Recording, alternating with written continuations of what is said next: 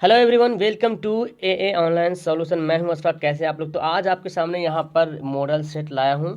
ये गोधूली हिंदी जो होता है ना, गोधूली हिंदी, उसके लिए मॉडल सेट है। और इसमें टोटल मैं आपको 30 प्रश्न बताऊंगा। ठीक है, तो अगर आप हिंदी पढ़ रहे हैं ना, तो 30 में 30 तो आना एकदम लाजमी हो गया है ना। अगर नहीं 30 में 30 आता है तो समझिए आप में कमी है और आपको और ज़्यादा सेल्फ प्रैक्टिस ज़्यादा बहुत करने की ज़रूरत है। ठीक है, तो आ जाइए। आप पढ़ रहे हैं, पढ़ने के साथ साथ क्या है ना, ये सेट लगाना बहुत ज़रूरी है। ठीक है, सेट लगाना तभी आप अपने आप को आंक पाएंगे कि आपकी सलाहियत कितनी है, आप कितने पानी में हो। ठीक है, तो चलो सवाल स्टार्ट करते हैं। वन बाय वन करके आंसर देने शुरू करेंगे। डॉक्टर भीमराव अम्बेडकर बेरोजगारी का प्रमुख और अप्रत्यक्ष कारण किसे मानते हैं? डॉक्टर भीमराव अम्बेडकर बेरोजगारी का प्रमुख और अप्रत्यक्ष कारण किसे मानते हैं? अशिक्षा को, जनसंख्या को, जाति प्रथा को, उद्योग धंधों की कमी को। तो आपको पता है डॉक्टर भीमराव अम्बेडकर जो आपकी किताब में जाति प्रथा एक निबंध ही है ना, उसके राइटर है जाति प्रथा, डॉक्टर भीमराव अम्बेडकर। तो आंसर हमारा क्या होगा? सी इसका राइट आंसर हो गया। सेकंड सवाल है, अम्बेडकर की दृष्टि से भाईचारे का वास्तविक रूप कैसा होता है? अम्बेडकर की दृष्टि से भाईचारे का वास्तविक रूप कैसा होता है? दूध और शक्कर के मिश्रण की तरह, दूध और पानी के मिश्रण की तरह, तिल और तंडुल के मिश्रण की तरह, पानी और नमक के मिश्रण की तरह। तो भाईचारे, जब भाईचारा जब रहेगा तो दूध और पानी की तरह होना चाहिए। मतलब पता नहीं चले कि भाई भाई एकदम एक दूसरे को भाई, ना किसी में कुछ भी कमी नहीं है ना। भाईचारे का मतलब वही हुआ कि दूध और पानी, बोलते हैं ना दूध पानी एक हो गया। जिस तरह से दूध उस तरह पानी मिलाते हैं दूध में, तो क्या आता है? पानी पता ही नहीं चलता है। इस तरह से भाई भाई आपस में होना चाहिए। भाईचारा जब अगर है तो फिर इस रूप में होना चाहिए। ऐसा नहीं कि दूध और शक्कर अलग रहे, ऐसा नहीं। ठीक है, अगला सवाल है, यहाँ देखें। मदन किसका पुत्र था? सेन साहब का, गिरधर का, सोफर का, सिंह साहब का। मदन किसका पुत्र था? तो तीन का आंसर हमारा हो जाएगा गिरधर का। किसका था? मदन जो है किसका पुत्र था? गिरधर का। ओके, तो इसका आंसर क्या हमारा हो गया? गिरधर का। मदन किसका पुत्र था? गिरधर का। तीसरा सवाल है, चौथा है, विष के दांत कैसी कहानी? विष के दांत जो है एक कहानी है। कैसी कहानी? सामाजिक है या ऐतिहासिक है या धार्मिक है या मनोवैज्ञानिक है? तो विष के दांत कैसी कहानी है जी? तो चार का आंसर हमारा हो जाएगा मनोवैज्ञानिक। क्या होगा आंसर हमारा? इसका डी सही आंसर होगा। ठीक है, पांचवा सवाल देखें कि प्रत्न मानव का अर्थ क्या होता है? लघु मानव, महामानव या प्राचीन मानव या निर्धन मानव? तो 5 का आंसर हमारा हो जाएगा ऑप्शन हमारा सी प्राचीन मानव। क्या होगा? प्राचीन मानव यहाँ पे बिल्कुल सही आंसर हो जाएगा। चलिए नेक्स्ट सवाल देखते हैं। हरकस हकर्स हकर्स थे। हकर्स कौन थे? वनस्पति मनोवैज्ञानिक थे या भूगर्भ शास्त्री थे, प्राणी वैज्ञानिक थे या पुरातत्वविद थे? पुरातत्वविद थे। तो हकर्स कौन थे? 6 का आंसर हमारा हो जाएगा ऑप्शन हमारा ए, वनस्पति वैज्ञानिक थे। ठीक है, सातवां सवाल है, बेतमा कहाँ है? इंदौर के पास, इलाहाबाद के पास, पुणे के पास, पटना के पास। बेतमा कहाँ है? तो बेतमा है इंदौर के पास। ठीक है, इंदौर के पास। आंसर क्या हमारा होगा? ए इसका सही आंसर हो जाएगा।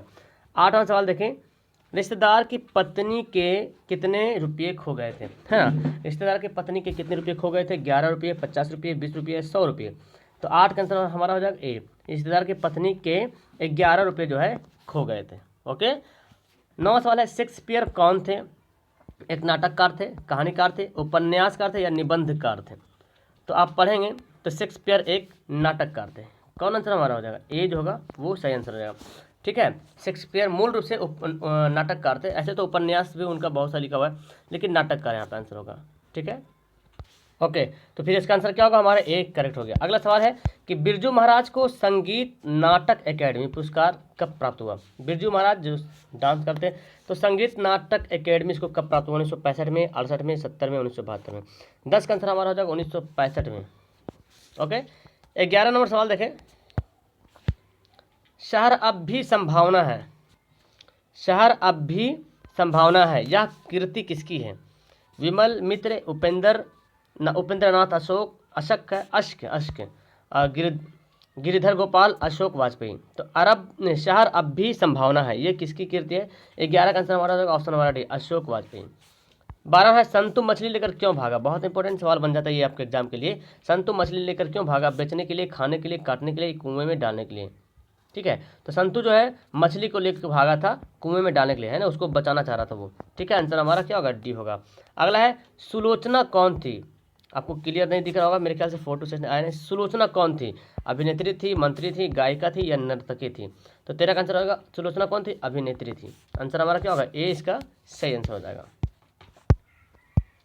अगला सवाल देखें, टॉलस्टॉय कौन था, है ना। टॉलस्टॉय कौन था? रूसी लेखक था, चीनी लेखक था, अंग्रेजी था या फ्रेंच लेखक था? तो आपको पता है टॉलस्टॉय एक रूस के था, है रूसी लेखक था। 15 है, गुरु नानक का जन्म कहाँ हुआ था? लुधियाना में, राजस्थान में, नानकाना साहब में या गुजरात में? गुरु नानक का जन्म कहाँ हुआ था?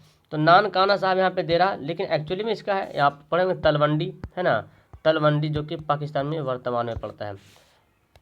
नेक्स्ट है, रहीरास किसकी कीर्ति है? रहीरास किसकी कीर्ति है? गुरु नानक की, गुरु तेग बहादुर सिंह की, गुरु गोविंद सिंह की, गुरु अर्जुन देव। ये सभी जो है गुरुओं का नाम है। सबसे पहला गुरु नानक हो गया, ठीक है, और सबसे आखिरी गुरु गोविंद सिंह, जिसका जन्म बिहार के पटना जिला में हुआ था। तो 16 का आंसर क्या होगा? हमारा आंसर है गुरु नानक। रहीरास की रचना किसकी? गुरु नानक की। 17 सवाल देखें, किसने कहा था इन मुसलमान हरिजन है, इन मुसलमान हरिजन पे कोटि हिंदू वारिये? ये किसने कहा था? निराला ने या भारतेंदु हरिश्चंद्र ने, रामविलास शर्मा ने या रामचंद्र शुक्ल ने? तो 17 का आंसर हो जाएगा भारतेंदु हरिश्चंद्र ने। किसने कहा था? भारतेंदु हरिश्चंद्र कहा था कि इन मुसलमान हरिजनन पै कोटि हिंदू वार्य। आंसर हमारा ए होगा। 18 है, मान मानिक में कौन सा अलंकार है? मन मानिक में कौन सा अलंकार है? उपमा, उत्प्रेक्षा, रूपक, श्लेष। मन मानिक में कौन सा अलंकार है? तो 18 का आंसर हमारा हो जाएगा रूपक। कौन सा अलंकार है? रूपक है। 19वां सवाल है, प्रेमधन किस युग के कवि थे? है ना, प्रेमधन कौन थे? कवि थे। ऐसे भी सवाल होते हैं, प्रेमधन कौन थे? कवि थे। किस युग के थे? आदिकाल के, भक्तिकाल के, भारतेंदु युग के या छायावादी युग के?